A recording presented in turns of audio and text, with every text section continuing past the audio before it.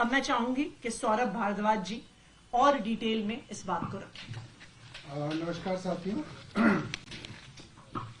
जब से electoral bond के बारे में सुप्रीम कोर्ट में चर्चा हुई, सब लोगों के सामने है कि भारतीय जनता पार्टी, केंद्र सरकार, एसबीआई, इलेक्शन कमीशन सब कोशिश कर रहे थे इलेक्टोरल बॉन्ड किस कंपनी ने किस पार्टी को दिया, ये जांच जो है ये सुप्रीम कोर्ट ना करे और ये डिटेल्स बाहर ना आए।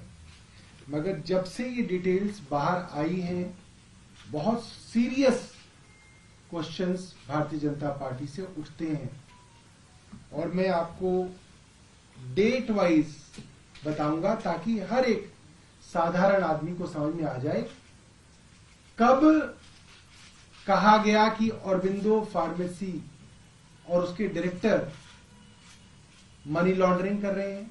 मनी लॉन्ड्रिंग कर रहे हैं का मतलब तो भ्रष्टाचार कर रहे हैं। ईडी कह रही है कि वो भ्रष्टाचार कर रहे हैं। जो कंपनी मनी लॉन्ड्रिंग कर रही है या जो आदमी मनी लॉन्ड्रिंग कर रहा है, आपकी ईडी उसको छापा मार रही है, आपकी ईडी उसको गिरफ्तार कर रही है, वो कंपनी आपको चंदा दे रही है।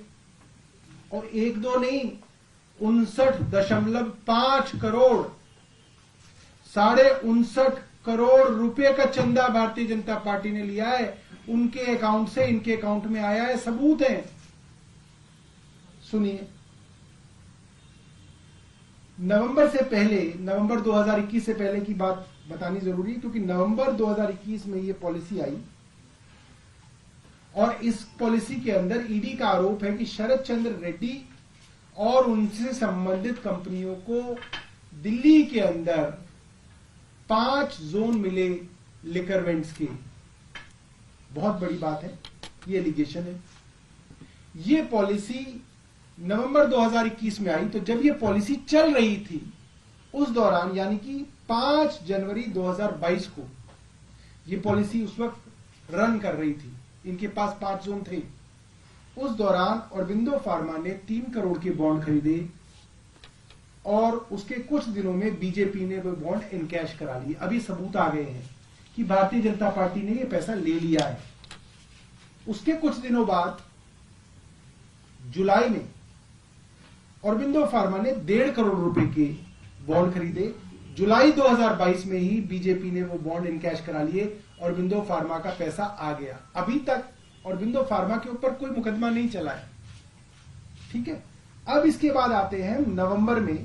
अब आपको मालूम ही है कि जुलाई के अंदर ये पॉलिसी 2022 में वापस आ गई। सरकार ने वो पॉलिसी वापस ले ली और ये बात होने लगी, सब जगह मुकदमे दर्ज होने लगे। सीबीआई के मुकदमे दर्ज हो गया कि ये जो कंपनियां हैं ये अब रडार में हैं, इनके ऊपर जांच चल रही है। अब आप सुनिए कि 9 नवंबर को 2022 ईडी शरद चंद्र रेड्डी को बुलाती है। शरद चंद्र रेड्डी कहते हैं कि मैं अरविंद केजरीवाल से कभी नहीं मिला, कोई पैसे का कोई लेन देन नहीं है, कोई सवाल ही नहीं उसका। अगले दिन 10 नवंबर 2022 को शरद चंद्र रेड्डी को ईडी गिरफ्तार कर लेती है। अब सुनिए, ईडी की गिरफ्त में है शरद चंद्र रेड्डी,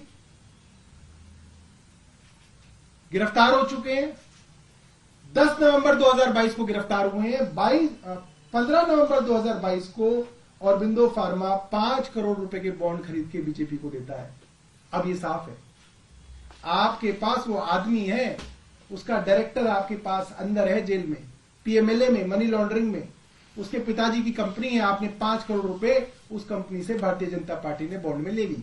अब आगे सुनिए, ये भी इनकैश करा लिए गए।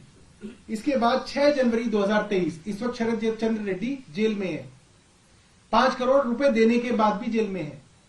शरद चंद्र रेड्डी से दोबारा से पूछा गया, चार्जशीट दायर की गई। चार्जशीट के अंदर ईडी ने कहा कि शरद चंद्र रेड्डी ने माना नहीं है, मगर ईडी कह रही है कि यह किंगपिन है। जो कल अरविंद केजरीवाल जी को किंगपिन बताया जा रहा था, वो 6 जनवरी 2023 में शरद चंद्र रेड्डी थे, उनको किंगपिन बताया गया और उनके खिलाफ चार्जशीट दायर कर दी गई और बताया गया ये सबसे बड़े बेनिफिशियरी हैं। जैसे कल अरविंद केजरीवाल जी को बताया कि ये किंगपिन भी है और बेनिफिशियरी भी है, ये शरद चंद्र रेड्डी थे 1 साल पहले। अब फिर जनवरी 2020 में जब इनकी बेल की सुनवाई शरद चंद्र रेड्डी की हो रही थी, अभी वो जेल में ही है, तो उन्होंने ईडी पे आरोप लगाया कि ईडी के लोग उनके ऊपर फोर्स का इस्तेमाल करके, बल का इस्तेमाल करके उनसे झूठी स्टेटमेंट लेना चाहते हैं और उनके एम्प्लॉइज को भी डराया धमकाया जा रहा है। ये हमारा नहीं, शरद चंद्र रेड्डी का अपनी बेल के अंदर स्टेटमेंट है कि मुझको दबाव डाला जा रहा है कि जो ईडी कह रही है प्री डिक्टेटेड स्टेटमेंट मैं दूं। ये जनवरी 20, 2023 की बात है। अब 6 महीने बीतते हैं, आदमी जेल के अंदर सड़ रहा है। करोड़पति बाप का बेटा, कई बड़ी बड़ी कंपनियों का मालिक जेल में चक्की पीसेंगे।